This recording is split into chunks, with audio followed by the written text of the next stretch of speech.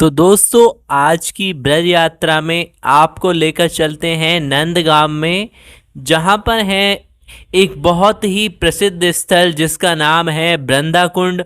और बताया जाता है इसके इतिहास के बारे में कि ये कृष्ण के ज़माने का है, काफ़ी प्राचीन है। तो यहाँ के इतिहास के बारे में हमने बात की, यहाँ पर जो महाराज हैं उनसे इसके बारे में तो जानकारी दिलाते हैं। वृंदा देवी को 8 नामों से जाना जाता है। जैसे वृंदा, वृंदावनी, विश्व पूजिता, विश्व पावनी, पुष्पसारा, नंदिनी, तुलसी, कृष्ण जीवनी। जैसे वृंदा और तुलसी एक ही नाम है, माने वृंदा वन, वन का मतलब जंगल।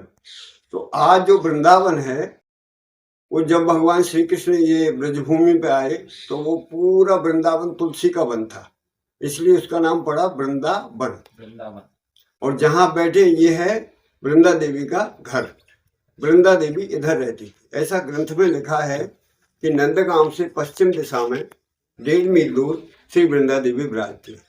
तो अभी भी आप नंदगांव से इस स्थान को नापेंगे तो बिल्कुल 1.5 मील दूर है। सही बात। तो इसका मतलब ग्रंथ का बात बिल्कुल करेक्ट है। तो वृंदा देवी यहाँ क्यों रहती है? वृंदा देवी जो है, जैसे नंदगांव में कृष्ण बलराम का घर है और बरसाना में श्री राधा रानी का घर है, ऐसे वृंदा देवी का वृंदा कुंड में घर है। ब्रज दर्शन के अनुसार हमारे नंदगांव का जो एरिया है उसमें 56 कुंड थे। जहाँ जो देवता है उसी के नाम से कुंड भी वहाँ है और मंदिर भी है। तो वैसे ही ये वृंदा देवी का स्थान है। यहाँ वृंदावानी तुलसी महारानी जब भगवान श्री कृष्ण का जन्म हुआ मथुरा में, वहाँ से गई गोकुल।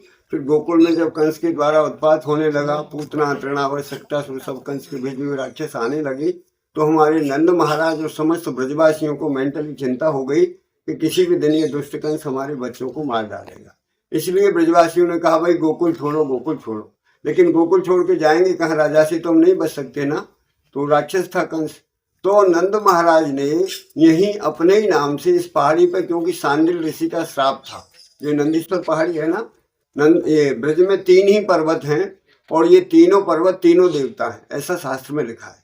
जैसे गिरिराज जी जो है गिरि गोवर्धन, वो साक्षात विष्णु स्वरूप हैं। और बरसाना का जो पर्वत है राधा रानी जिसमें विराजती हैं वो है ब्रह्माचल, माने ब्रह्मा जी का स्वरूप। और ये नंदगाम जो है ये नंदीश्वर माने शिव स्वरूप। तो तीनों देवता ब्रज में पर्वत के रूप में निवास करते हैं, ऐसा शास्त्र बोल रहा है। ठीक है। तो यहाँ पूर्व पहले युगों में बहुत तपस्या करते थे ना ऋषि लोग, गुफाओं में, कंदराओं में, पहाड़ों पे। तो सांडिल ऋषि इसी जो नंदीश्वर पहाड़ी पे तप करते थे। तो उस समय भी राक्षस बहुत थे, तो राक्षसों ने उनको उत्पादित किया। तो उनका नेत्र खोला ऋषि जी का और उन्होंने राक्षसों को श्राप दे दिया कि आज के अलावा इस पहाड़ी पे आओगे तो पत्थर बन जाओगे। लेकिन ये राक्षस लोग नहीं मानते क्या श्राप है क्या आशीर्वाद है। दोबारा से जब इस पर्वत पे चढ़े तो वो पत्थर बन गए।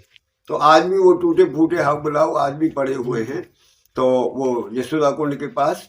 तो ऐसे करके जब नंद महाराज को ये मालूम हुआ कि वहाँ कोई ऋषि का श्राप है और वहाँ कोई राक्षस नहीं जाता उस पहाड़ी पे, तो उन्होंने गोकुल छोड़ करके फिर कुछ दिन छठीकरा रहे। छठीकरा से जब यहाँ की जानकारी हुई नंदीश्वर पर्वत की, तो उन्होंने छकड़ों में अपना बैलगाड़ी में सामान रख के समस्त ब्रजवासी इसी पर्वत के निकट आ गए। और नंद बाबा सब गोपों के मुखिया थे, इसलिए उन्हीं के नाम से ये नंदगांव बसा दिया। बोलिए नंदगांव धाम की जय। तो नंदगांव बस गया।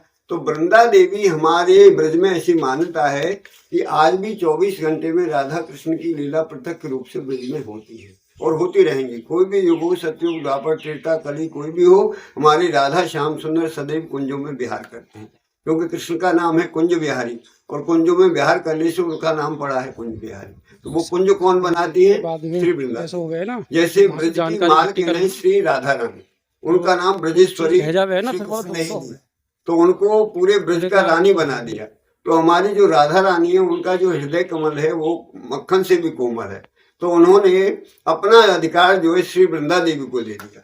दत्ताधिकारी वृषभानु पुत्र्या वृंदे नमस्ते चरणार विंदम। हे वृंदे, इस ब्रज की देखभाल तुम करो। तो वृंदा देवी पूरे ब्रज की मैनेजर है। जो भी हमारे राधा कृष्ण की जो लीला होती है, निकुंज लीलाएं, कुंज लीलाएं, उनका जो है पूरी व्यवस्था श्री वृंदा देवी के हाथ में है। कौन सी सखी कौन सा ड्रेस पहनाएगी, कौन सा पक्षी गाना गाएगा, कौन मृदंग बजाएगा, कौन तबला बजाएगा, कौन करताल बजाएगा, कौन राग गाएगा, कौन सा पुष्प पोशाक ऐसे ही कुंड है? माला में लगाएगा, ऐसे करके ऐसे ही है? पूरी जो व्यवस्था है निकुंज की वो श्री वृंदा देवी करती है। यहाँ सुबह तो प्रातः, कहाँ है? ये तो वृंदा कुंड है, हाँ। मंदिर के पीछे कुंड का नाम है गुप्त कुंड। तो वहाँ हाँ, प्रातः वृंदा श्री कुंड वृंदा बोलो। देवी बहुत सुंदर कुंज का निर्माण करती है। हम लोग तो ईंट पत्थर से मंदिर बनाते हैं, लेकिन वृंदा देवी का जो मंदिर है उसको कहते हैं कुंज। वो कुंज कैसे बनता है? उसमें अनेक हजारों प्रकार के पुष्प लगते हैं और इतना सुंदर कुंज बनता है कि उसमें बीच में जो निकुंज, एक तो होता है कुंज, एक होता है निकुंज।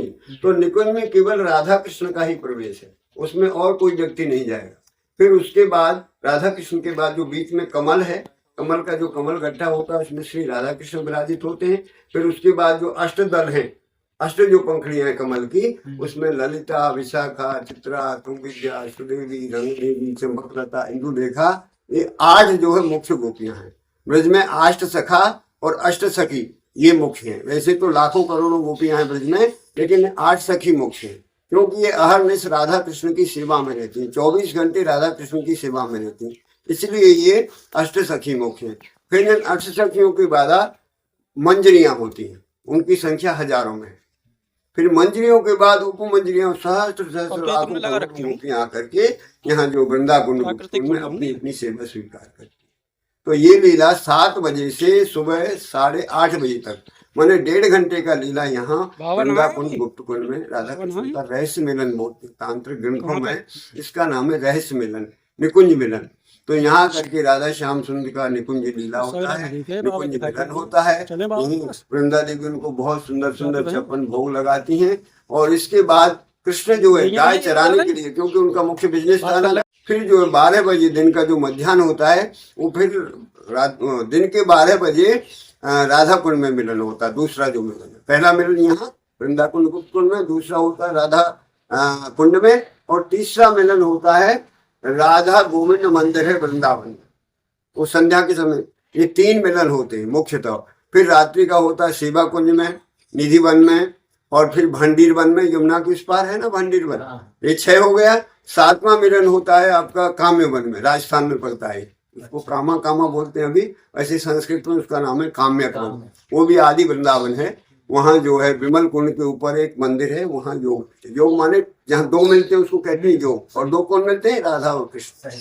तो ये मिल करके, और 8वां जो मिलन होता है राधा कृष्ण का नंदगांव और बरसाने के बिल्कुल बीच में। तो नंदगांव से बरसाने की दूरी 8 किलोमीटर है, तो बिल्कुल बीच में एक संकेतवट गांव है। संकेत माना इशारा, कृष्ण जी ने राधा रानी को इशारा किया था, इसलिए इस गांव का नाम भी संकेत बन गया। तो इसलिए वहाँ जो है राधा कृष्ण का 8वां मिलन होता है। ऐसे करके 84 कोष में पूरा राधा कृष्ण का अष्टकालीन लीला इसको बोलते हैं, अष्ट समय का जो लीला है। नमो नमो वृंदे महारानी 56 भोग 36 व्यंजन बिनु तुलसा प्रभु एक न मानी। आप कितना भी भोग बना के रख लीजिए प्लेट बाय प्लेट, और उसमें तुलसी दल नहीं देंगे तो भगवान उसको ग्रहण नहीं करते, ऐसी मान्यता है ना। भोग में तुलसी, कंठ में तुलसी, और जाप में तुलसी, और घर में तुलसी। हर व्यक्ति, हमारे हिंदुओं को ऐसी परंपरा है, हर घर में आपको तुलसी का बिरबा मिलेगा। और उसका सादा सी सेवा है, थोड़ा सा 2.5-3 फुट का ऊंचा जो है मंच होना चाहिए, जिससे कोई कुत्ता बिल्ली इसमें यूरिन नहीं करे, बच्चे यूरिन नहीं डालें। और वृक्ष लगाओ, तुलसी का बिरबा, उसमें गर्मी में 2 बार जल डालो, सर्दी में 1 बार, 4 परिक्रमा करो, और अगरबत्ती से सुबह आरती कर दो, शाम को दीपक की आरती दे दो। ये सरल सी सेवा है हमारी वृंदा देवी की। और ये मुख्य ब्रज में पूरा इन्हीं का वो है, मतलब अध्यक्ष हैं ये, पूरा होल्ड। जैसे आप जो बैठे हैं वृंदाकुंड में, ये जैसे हमारा दिल्ली में पूरा देश को कंट्रोल करता है, वहाँ पार्लियामेंट है, ऐसे ही ये वृंदा देवी का जो घर है ये पूरा ब्रज का संसद भवन है। यहीं से पूरी व्यवस्था होती है पूरे ब्रज की, जो 84 कोष ब्रज है। तो यहीं से वृंदा देवी का लीला का प्रारंभ होता है, और यहीं से वृंदा देवी सब ठाकुर जी की व्यवस्था करते हैं। इनके 1 लाख शिष्य हैं जो है तोते, वो संदेश वाहक है, पूरा संदेश देते हैं। जो भी ब्रज में आएगा व्यक्ति, उसका पूरा फाइल जो है वृंदा देवी के चरणों में वो पेश कर देते हैं, कौन कहाँ से आया, कैसे आया। और बिना वृंदा देवी की कृपा के आप ब्रज में नहीं आ सकते, बिना वृंदा देवी की कृपा के आप ब्रजवास नहीं कर सकते, बिना वृंदा देवी की कृपा के आप राधा कृष्ण सेवा पाओ, यही अभिलाषी। वृंदा देवी से हम यही मांगते हैं रोजाना कि हे वृंदे, आप हमको राधा कृष्ण की सेवा प्रदान कर। तो राधा कृष्ण की सेवा कौन दे सकते हैं? केवल वृंदा देवी। जैसे आप प्रधानमंत्री से मिलेंगे तो डायरेक्ट तो नहीं मिलेंगे, पहले किनसे मिलेंगे? पीए से। तो ये राधा कृष्ण की पीए कहो इनको। तो जब हम पहले इनकी कृपा प्राप्त कर लेंगे तभी हम राधा कृष्ण की चरण रज प्राप्त कर सकते हैं। ये वृंदा देवी का स्थान है। हमारे पूर्वजों की यहाँ हमेशा से सेवा रही है। मैं भी ठाकुर जी के, वृंदा जी की कृपा से 39वां साल मुझे यहाँ सेवा में चल रहा है। और मैं यहीं का नंदगांव का ब्रजवासी ब्राह्मण हूँ, भगवत प्रसाद गौड़, और मेरा पूरा परिवार यहीं से भारत है। और यहाँ कोई पंडा पॉलिटिक्स किसी प्रकार का कोई ये नहीं है, एकदम शांति का भजन स्थल है। कभी भी आइए, आप सब भक्तों का स्वागत है। राधे राधे। राधे राधे।